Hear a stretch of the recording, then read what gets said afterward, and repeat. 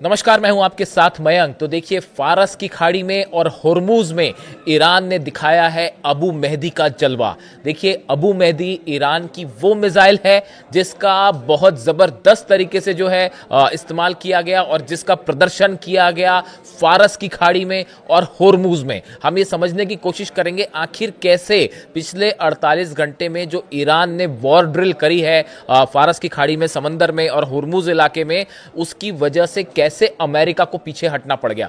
देखिए, मैंने वीडियो बनाया था, पिछला कल ही वीडियो बनाया था कि कैसे अब्राहम लिंकन जो है वो पीछे हो गया, ईरान के करीब पहुंच गया था, ओमान की खाड़ी में हुर्मुज के इलाके की तरफ आगे बढ़ रहा था, लेकिन उसे पीछे हटना पड़ा और वो अब अरब सागर में है।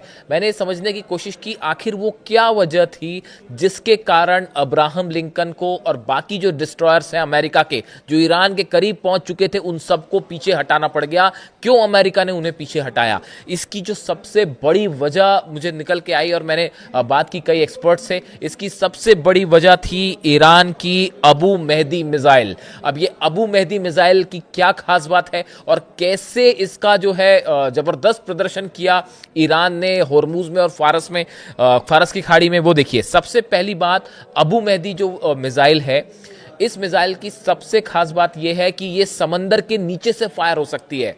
ध्यान से समझिए आप कि आपने मिसाइल्स देखी, सरफेस से फायर हो रही हैं, एयर से फायर हो रही हैं, शिप के ऊपर से फायर हो रही हैं, लेकिन इस मिसाइल की खास बात यह है इसे समंदर के अंदर से यानी पानी के नीचे से फायर किया जा सकता है और ये सटीक निशाने पर जाके गिरेगी।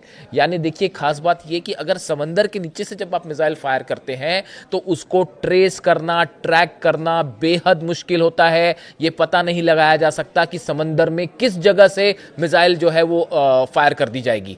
ये एक सबसे बड़ी वजह थी जिससे अब्राहम लिंकन को बड़ी चुनौती मिल रही थी। अभी मैंने सिर्फ एक खास बात बताई है इस अबू मेहदी मिसाइल की, आगे की भी बात बताते हैं।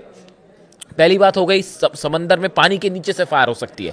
दूसरी, इसकी सबसे बड़ी खास बात है, ये ईरान की पहली स्टेल्थ टेक्नोलॉजी वाली मिसाइल मानी जा रही है, यानी ये राडार पे पकड़ना बेहद मुश्किल है। देखिए, जो B-2 बॉम्बर्स होते हैं अमेरिका के, आपने उनके बारे में सुना होगा कि वो राडार पे पकड़ नहीं आते, स्टेल्थ टेक्नोलॉजी से बने होते हैं बॉम्बर्स। और ये जो मिसाइल है ईरान की, ये स्टेल्थ टेक्नोलॉजी वाली मिसाइल है, यानी इसको राडार पर पकड़ना बेहद मुश्किल होता है और बेहद तेज गति से चलती है। ये दूसरी खास बात है। तीसरी खास बात, ये अपना रास्ता बदल लेती है, यानी हवा में टारगेट चेंज कर लेती है। देखिए, आपने मिसाइल फायर की, सामने से उसको इंटरसेप्ट करने के लिए मिसाइल फायर हुई, लेकिन ये अपना रास्ता बदल लेगी और अपना टारगेट चेंज कर लेगी। यानी ये एक ऐसी मिसाइल है जो कि हवा में अपने इसके लक्ष्य को जो है बदला जा सकता है। ये इसकी तीसरी खास बात है। इसकी चौथी खास बात, इसकी रेंज है 2500 किलोमीटर। आप अबू मेहदी मिसाइल अगर सर्च करेंगे तो आपको जनरली ये पता चलेगा कि 1000 किलोमीटर रेंज है, जबकि हकीकत ये है कि इस बार फारस की खाड़ी में जो मिसाइल टेस्ट किए हैं ईरान ने, अबू मेहदी मिसाइल जो टेस्ट किया है, इसकी जो लेटेस्ट इंफॉर्मेशन आ रही है कि इसकी रेंज है 2500 किलोमीटर। यानी कि ये वो रेंज थी जिसमें अब्राहम लिंकन उसकी जद में आ रहा था। ये एक बड़ा चैलेंज हो जाता अब्राहम लिंकन के लिए कि अगर ये मिसाइल्स फायर कर दी जाती। देखिए, एक और इसकी खास बात है, जो खबरें छपी जिस तरह से, इट यूजेस आर्टिफिशियल, यही मिसाइल की बात हो रही है, अबू मेहदी मिसाइल की बात हो रही है, it uses artificial intelligence to alter its flight path and fly at low altitude. ये कहा जाता है कि ये एक तो एआई का इस्तेमाल करती है, इसकी पांचवी खास बात है, एआई टेक्नोलॉजी का इस्तेमाल करती है। ये बेहद कम ऊंचाई पर उड़ती है। देखिए, जो मिसाइल्स ऊंची ऊंचाई पे काफ़ी ज़्यादा अल्टीट्यूड पे उड़ती है और उसके बाद हमला करती है, उसको इंटरसेप्ट करना आसान होता है, लेकिन जो लो ऑल्टीट्यूड पे उड़ती है, बेहद तेज स्पीड और बहुत ही कम ऊंचाई पर उड़ती है, उसको ट्रेस करके डिस्ट्रॉय करना बेहद मुश्किल होता है। तो ये देखिए, आर्टिफिशियल इंटेलिजेंस हो गया, लो फ्लाई पे उड़ती है, इसकी पांचवी विशेषता।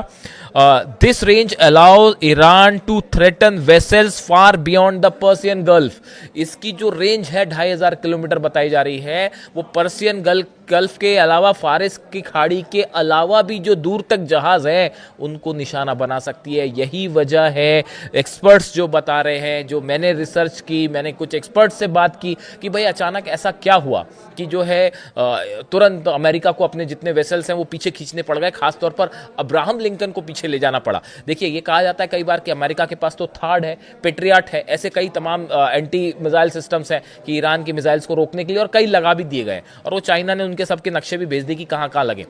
लेकिन जो एक्सपर्ट्स बताते हैं, जो मिसाइल टेक्नोलॉजी के एक्सपर्ट्स हैं, वो ये बताते हैं कि एक तो पहली बात, ईरान की मिसाइल के बारे में आप कुछ भी प्रिडिक्शन नहीं कर सकते। वो 5 डिफेंस सिस्टम लगे थे इसराइल में, आयरन डोम लग गया था, एरो लग गया था, थार्ड लग गया था, पेट्रियट लग गया था, और डेविड स्लिंग लग गया था। 5 सिस्टम को भेदते हुए ईरान की मिसाइल्स गिरी थी इसराइल पर।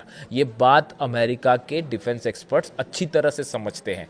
कोई गारंटी नहीं है कि ईरान ने अगर अबू मेहदी मिसाइल मार दी समुंदर से, तो उसको आपने एक साथ मान लीजिए 40-50 मिसाइल फायर हो जाए अब्राहम लिंकन पर, तो बचाना मुश्किल हो जाएगा उसके लिए। तो ये जो है, ये बात को ध्यान में रखते हुए अब्राहम लिंकन को पीछे खींचा गया और उसको एक ऐसी पोजीशन पे लाया गया कि वो 2500 किलोमीटर वाली जो रेंज है उससे दूर रहे, ताकि अचानक अगर ईरान ने हमला कर दिया।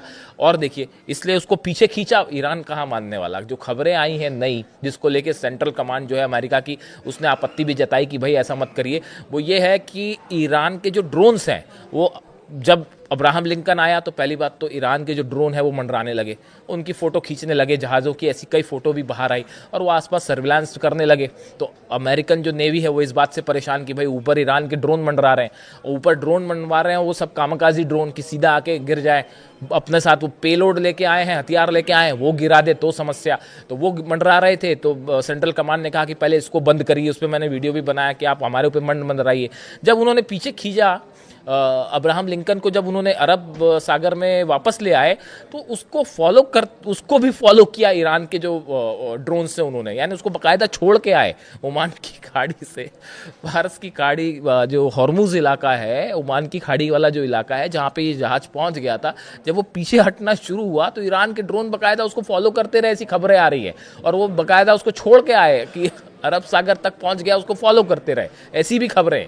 तो देखिए, कुल मिला के जो बात मैं कहना चाह रहा हूँ ये कि इस बात को, अगर आप जब वॉर की बात होती है, वॉर टेक्नोलॉजीज़ की बात होती है, मिसाइल्स की बात होती है, तो हर बारीकी पे नज़र रखी जाती है। और बताया जा रहा है कि ये अबू मेहदी जो मिसाइल है, एक तो बहुत एक्यूरेट मिसाइल भी मानी जा रही है कि इसका निशाना बड़ा सटीक होता है, और ये जो है 2500 किलोमीटर रेंज और समंदर के नीचे से फायर होने वाली, ये एक बड़ी एडवांसमेंट है जो ईरान ने किया है अपनी मिसाइल्स को लेकर। और बताया जाता है इसकी ये बड़ी वजह रही, ये मिसाइल बड़ी वजह रही कि अमेरिका ने पीछे खींचे जहाज। अब एक छोटी सी हिस्ट्री आप अगर जानना चाहें कि अबू मेहदी मिसाइल का नाम, अबू मेहदी इस मिसाइल का नाम क्यों रखा गया।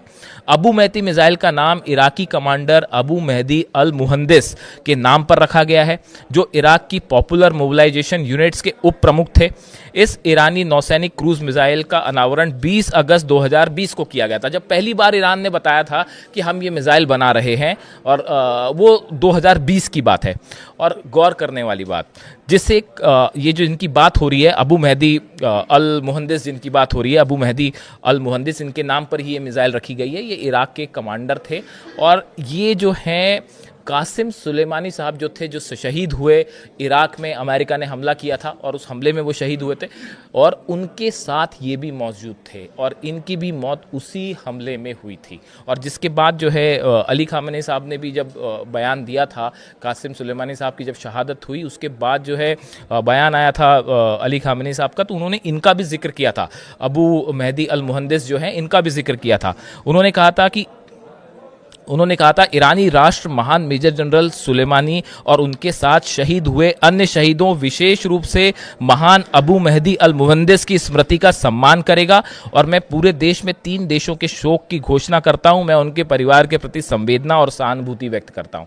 ये बयान आया था अली खामेनी साहब का जब कासिम सुलेमानी साहब की शहादत हुई उसके बाद, और उनके साथ ये भी मौजूद थे इराक के कमांडर। और इन्हीं के नाम पर ईरान में देखिए जितनी मिसाइल्स हैं, ड्रोन्स हैं, अगर आपने कभी देखा हो तो तो जो कमांडर्स शहीद हुए वो अपने शहीदों का हमेशा सम्मान करता है ईरान, और किसी ना किसी मिसाइल का नाम, किसी ड्रोन का नाम, किसी जेट का नाम उनके ही नाम पर रखे जाते हैं। तो ये जो अबू मेहदी मिसाइल है, बताया जा रहा है कि इराक के जो कमांडर थे जो हमेशा ईरान के साथ रहे और अमेरिका के खिलाफ हमेशा वो लड़ाई करते रहे, उनके नाम पर, उनके सम्मान के तौर पर ईरान ने इसका नाम रखा था।